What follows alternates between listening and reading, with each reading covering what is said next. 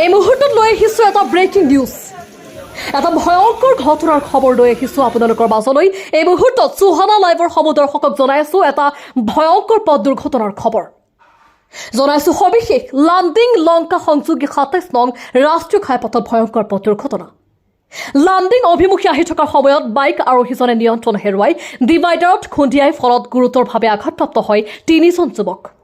বাইকৰ দৌৰাত্ম্য অতিষ্ঠ জনতা আৰু গাড়ী চালকসকল। গুৰুতৰভাৱে আহত ৩জন যুৱক ঘৰ লামডিঙত। লামডিং এছ টাৰ্ণিঙৰ ভয়ংকৰ পথ দুৰ্ঘটনা গুৰুতৰভাৱে আহত 3জন যুৱক। দুৰ্ঘটনাত আহত 3জন যুৱকৰ ঘৰ লামডিঙৰ জৰংদিছাৰ বাসিন্দা।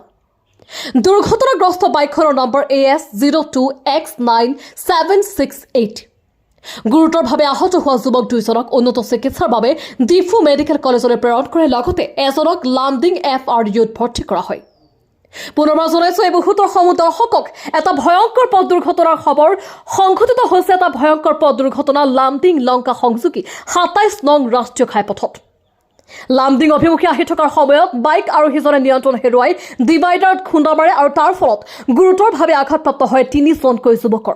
বাইকৰ দৌৰাত্ম্যত অতিষ্ঠ হৈ পৰিছে জনতা আৰু গাড়ী চালকসকল। উক্ত দুৰ্ঘটনাত গুৰুতৰভাৱে আহত ৩জন যুৱকৰ ঘৰ লামডিঙতেই বুলি জানিব পৰা গৈছে। লামডিঙৰ এছ টাৰ্ণিঙৰ ভয়ংকৰ পথ দুৰ্ঘটনা গুৰুতৰভাৱে আহত হয় ৩জনকৈ যুৱক। একেলগে ৩জনকৈ যুৱক গুৰুতৰভাৱে আহত হোৱা বুলি জানিব পৰা গৈছে। দুৰ্ঘটনাত আহত ৩জন যুৱকৰ ঘৰ লামডিং জৰংদিছাৰ বাসিন্দা বুলি জানিব পৰা গৈছে। দুৰ্ঘটনাগ্ৰস্ত বাইকখনৰ নম্বৰ পুনৰবাৰ জনাইছোঁ AS02X9768। গুৰুতৰভাৱে আহত হোৱা যুৱক 2জনক উন্নত চিকিৎসাৰ বাবে ডিফু মেডিকেল কলেজলৈ প্ৰেৰণ কৰা হৈছে আৰু লগতে এজনক লামডিং FRUত ভৰ্তি কৰা হয়। লামডিং FRU ডক্টৰ কিছুমান ফ্ৰেকচাৰো আছে, এজনৰ হেড ইঞ্জুৰিও থাকিব পাৰে আৰু এজন অলপ মাইনৰ ইঞ্জুৰি হৈছে। দুজনক আমি ডিফু মেডিকেল কলেজলৈ ৰেফাৰ কৰিছোঁ।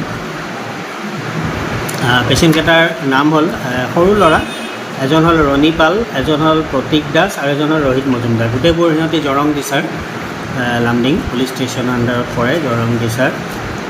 সিহঁতি এৰাউণ্ড 10টা মই ৰিচিভ কৰিছোঁ 10:30 পৰা 10:40 ভিতৰত। তাৰে এজনৰতো ফ্ৰেকচাৰো আছে লেফ্ট আৰ্মত, লেফ্ট ফ'ৰ আৰ্মত, হেড ইঞ্জুৰি থকা যেন লাগিছে, মাল্টিপল এব্ৰেশ্যন ইঞ্জুৰি হৈছে। মিডিল আৰু এটা ল'ৰা, তাৰ নাম হ'ল ৰোহিত মজুমদাৰ, তাৰো ফ্ৰেকচাৰ হৈছে। ফ্ৰেকচাৰ লেফ্ট হেণ্ডত থাকিব পাৰে। ফ্ৰেকচাৰটো এটা হৈছে ভৰিত, লেফ্ট থাইত ফ্ৰেকচাৰ ফিমাৰ হ'ব পাৰে। গতিকে সেই দুজনে অলপ ছিৰিয়াছ, গতিকে আমি ৰেফাৰ কৰি দিছোঁ। আশা কৰোঁ ভাল ট্ৰিটমেণ্ট পাব আৰু আশা কৰোঁ সিহঁতি মানে ইমান এটা ফেটেল নহয়, ভাল পাই যাব যেন পাইছোঁ। 3জনক মই ইয়াতে 3 নম্বৰজনক মই ইয়াতে থৈ দিছোঁ, তেওঁৰ কণ্ডিশ্যন ঠিকে আছে। বাকী চবেই কনচাৰ্ট চলি তেনেকৈ আছে।